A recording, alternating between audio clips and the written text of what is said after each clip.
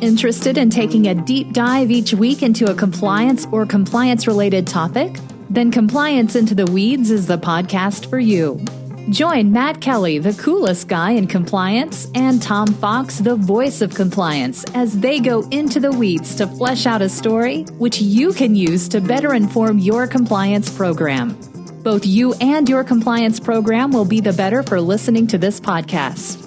Compliance Into the Weeds is a production of the Compliance Podcast Network. In this episode, Matt Kelly and I take a deep dive into the compliance issues around collaboration tools, Slack, Zoom, Microsoft Teams, etc. What are the compliance issues? Have you looked at those? How do you assess and manage them going forward? Hello, everyone. This is Tom Fox, the voice of compliance, back again with Matt Kelly, the coolest guy in compliance, for another episode of Compliance Into the Weeds, the podcast where we take a deep dive, literally going into the weeds of a compliance-related topic. First of all, Matt, welcome. Hello, Tom. Good to be here again, as always. Matt, you had a post that really intrigued me today entitled Compliance Risk and Collaboration Tools. Can you tell us a little bit about what piqued your interest in this in the weeds topic? Yeah, so I was on a webinar not long ago about this subject. And while that webinar and its core audience were really geared for financial firms, broker-dealers, a lot of entities that would be regulated first and foremost probably by FINRA, the broker-dealer regulator, they have some pretty onerous regulatory requirements around employee surveillance and what employees are saying. You have to capture that. Records retention. If you're a financial firm, you have to capture all of that data. Such has always been the case, but now, thanks to the pandemic, the tools that employees are using are changing fundamentally because we're all working from home. So we are using these collaboration tools. And I would define that very broadly. That would be Slack or Zoom or Google Meets or Google Duo. I don't even know what Google Duo is, but apparently it is one of these tools. Microsoft Teams, iMessage. It could still be email as well. But a lot of these collaboration tools are very easy to use if you are the employee, but we, the compliance professionals, and frankly, the regulators as well, they're still catching up on what are your regulatory requirements around employees using collaboration tools.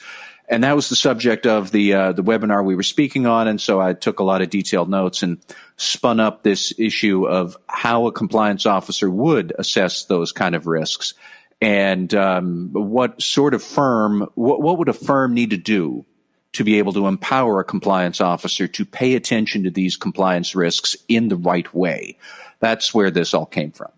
Could you maybe delineate a little bit further why on a regulated industry, or at least one regulated by FINRA, there might be some additional obligations around utilizing these types of tools as opposed to a commercial company that's subject to the FCPA or some other anti-bribery, anti-corruption compliance?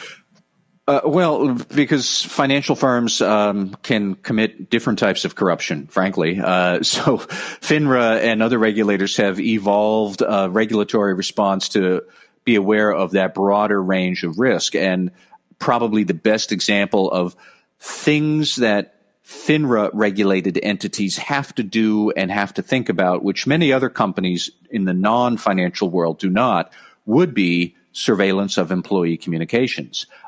Because maybe they are dealing with other broker-dealers in other firms, and are they front-running trades? Are they setting up some sort of insider information scheme? Are they fleecing investors? There is a heightened duty of care that financial firms have to meet, and that translates into heightened duties around, say, employee surveillance or records retention that are probably not a bad idea for many other types of firms, and probably a lot of what the financial firms are thinking about for employee monitoring and surveillance and records retention. Probably a lot of those issues are also relevant in the anti-corruption world, but that's where all of this comes from, that FINRA does pay a lot of attention to this. So if you are a trader, a commodities broker, a stock broker, if you are at all in that trading world, you have a a lot more regulatory duties to think about. The scheme over there is much more sophisticated about what you do and don't have to do for rules to comply with. But like with so much else in the corporate world, the pandemic has really strained a lot of those other regulatory standards that existed for years that don't quite fit with what we are all doing now to work in the pandemic. So that's the pickle that we're in. Well, I guess, Matt, that's the part of your blog post that really struck me as the, frankly, much more useful part, because you posed questions based upon a technology that we don't use as much anymore, and that is email. But you asked, you said things like, the key to managing compliance risk is to understand the use cases that employees make for these collaboration tools. And I mean, I think that applies to every compliance practitioner in every organization. And then you laid out really some of the key steps that you saw that a CCO needs to be involved with. And it ranged from things like becoming more, having a better understanding of the business, how the business communicates, sitting down or at least communicating with a chief technology officer to understand the technology that's available, and then becoming kind of a first line of defense in addition to perhaps a second line of defense as well. So I thought really you laid out a way for every compliance professional in regulated industries or not to think through a new risk with a new set of tools, how you would evaluate that risk, how you would assess that, and then mitigate that risk, if any, and then continually monitor and continually improve that going forward. Yeah. So what I had recommended is that compliance officers, if you want to understand the compliance risks around this, well, then that really means you need to understand the use cases employees would make for, we want to use this particular collaboration tool rather than that one over here. We want to use Zoom rather than Microsoft Teams or Google Meetup. Well, why? Because so much of how employees work through their day is like they're not necessarily looking to be nefarious. They're looking to do their job as easily as possible. So Zoom, for example, seems to me to be really easy to use. On the other hand, its security features, at least for the first few months of the pandemic, were much lower and lax, causing everybody to say, well, you can't use Zoom. You have to use Microsoft Teams, which does have better security, but is a bit more complicated to use. Or something like Skype for Business, which I use a Mac and I have never figured out how to use Skype for Business as a collaboration tool. And if somebody told me I had to start using it, I would just say, no, I can't. I don't know how, and it's a pain in the neck. Now, that shouldn't be a new concept for most compliance officers. We have all heard that if you throw compliance obstacles into the path of an employee, they will see it as an obstruction to doing their real job, and they will find a workaround for it. So if you want to avoid that with these collaboration tools, you need to sit down with employees and ask them, why this one, not that one? Why do you want to talk by iMessage as opposed to Slack, which is another tool that I don't see why anybody uses Slack. I don't get it, but that's just me. But you need to get to understand with employees why these tools that they want. And maybe some of their reasons are sufficient. Maybe some of their reasons aren't, given your regulatory burdens or your security concerns. But you're going to wind up with a list of tools that may or may not be able to fit your operational needs and your compliance burdens. And then comes the second half, which really kind of struck me on this webinar I was on, is that, you're going to have to sit down with the IT department, tool by tool, feature by feature of each tool. And some of these tools could have dozens of features that might be relevant to employees and your regulatory requirements. And you're going to have to sit down with the IT department and say, well, what about this feature? Does it work? Do we need it?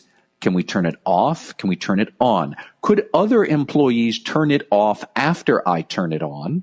And I want it on, so could I turn off their ability to turn it off and leave it on? Could we customize this? You're going to have to go through all of that if you want a good, strong understanding of how you can use the tool within the regulatory requirements that you have. For a lot of firms that are not in financial services, maybe this might be less painstaking. I don't have a lot of cheerful news if you are, say, a FINRA regulated business, because that is painstaking. And to give an example of how painstaking, one of the other speakers on this webinar I was on, he spent a Saturday afternoon with the IT director at his firm, 7 hours nonstop, going through feature by feature, trying to figure out how to make a certain collaboration tool work for their firm. I think they got it to work. But it was the 7 hours of turning features on and off and figuring out if they were necessary or a compliance burden or not. Like, it's that level of exactitude that you might wind up having to engage in to really understand the compliance risks for these collaboration tools. Matt, you had one other insight that I'm not sure we've really explored on this podcast series, so I'm just going to maybe see if we could take a little bit deeper dive into it. Near the end, and in fact, the penultimate paragraph, you say that obviously IT controls are going to be an important part of managing this risk. But then you say you'll need to get employees to understand risk-aware culture you want and embrace it. You'll need to rely on policy and training as much as you need to rely on IT controls. And really, that I thought was a great insight, because we don't often think about what's the best way to manage a risk. Is it a control-based management? Is it a policy-based management? Is it a training-based management?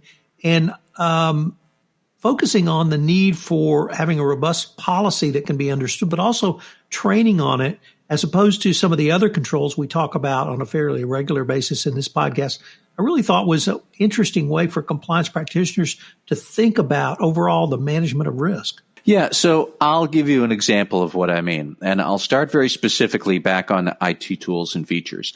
Let's say you're using a collaboration tool that allows somebody to prioritize a certain chat message as a high priority, high status thing. The question then becomes, from a regulatory standpoint, do you need to be able to capture not just what that message was for records retention? Do you also need to capture the high priority status that somebody had applied to it? So in many cases, you would have to be able to do that. Well, does the tool itself allow you to store and archive not just the message, but the high priority status that was applied to it? Some of the tools, yes, you can. Some of the tools, no, you can't. Some of them, like I said before, it's kind of in the middle, where you could, in theory, have the system record that priority status, but others might be able to turn it off. And now you've got a records retention issue. So can you turn off their ability to turn it off? And we're back to this. So you could spend the 7 hours on a Saturday with your IT department. First off, that assumes the IT people want to spend their Saturday afternoon with compliance. But let's just say that you do have a strong, robust love of compliance in the C-suite, and here is the CTO or the CISO sitting with you, and you guys figure out the right IT controls to get that done. I still think we have a whole other separate set of risk, which is that in the real world, once you've configured the app and the data and the records retention, it's still employees working in their own office, at home, working on their own device, working on their own Wi-Fi network. They might just circumvent all of this by using a second tool. You might have done all of this for Microsoft Teams, and then they did figure out how to get Google Hangouts, and that's how they're chatting, and they're not recording any records retention at all. And you can't see that because they have circumvented all of the IT controls that you've put around one other particular tool. So how are you going to conquer that sort of a gap? And that's the thing that we have to appreciate about work from home right now is we've got corporate apps and corporate data and corporate IT controls. And a lot of times you're going to be also working with people who are using personal devices and personal networks in their personal workspace at home. And there's a lack of visibility into all of that. How are you going to address that part? A lot of it is going to have to be training that, no, if you do this, even if you're well-meaning, that could bring some serious records retention regulatory violations to the firm. We shouldn't do it. You are going to have to get them to buy into the idea that, yes, using this particular tool might be more of a pain in the neck, but I've been trained and I understand why it's necessary for this strong culture of compliance that we're going to have. So I'm going to still use the pain in the neck tool and archive all my priority statuses and everything else, just because that's the way we should do it. So it really is this two-pronged approach between what I would call the hard controls, the IT controls, and the softer policy and training controls to get employees to use those tools in the right way. Now, my question was just what firms are going to be able to have a strong, supportive compliance function and culture to do that. You're going to have to answer that on your own, listeners. Everybody knows the sort of culture and respect for compliance that your own firm has, but that's the goal that you should be striving for. That's the Shangri-La of a strong culture of compliance we're looking to achieve. I'm not saying it's easy, especially nowadays, but we are where we are. I guess I just go back to this is a robust way to look at risk management, all the way from identifying a risk, assessing it, managing it, and then monitoring it and improving your risk management strategy if need be. So I found it really fascinating and really a lot to unpack, Matt. Well, there's a lot to unpack here. It's a lot that's going on, and we're going to have to figure out how to make it work because I don't think the coronavirus conditions are going to fade anytime soon. This is Tom Fox. Thank you for listening to this episode of Compliance Into the Weeds. If you have any questions, you can email Matt at mkelly@radicalcompliance.com. You can email me, tfox@tfoxlaw.com. I hope you will join Matt and I again next week where we take up another topic and take a deep dive into the weeds of it. Compliance Into the Weeds is a production of the Compliance Podcast Network and a proud member of C-Suite Radio. Thanks again for listening. Thanks for being a loyal listener, and we look forward to visiting with you again. If you have a topic you'd like us to cover, please leave a message on the speaker app on the Compliance Podcast Network.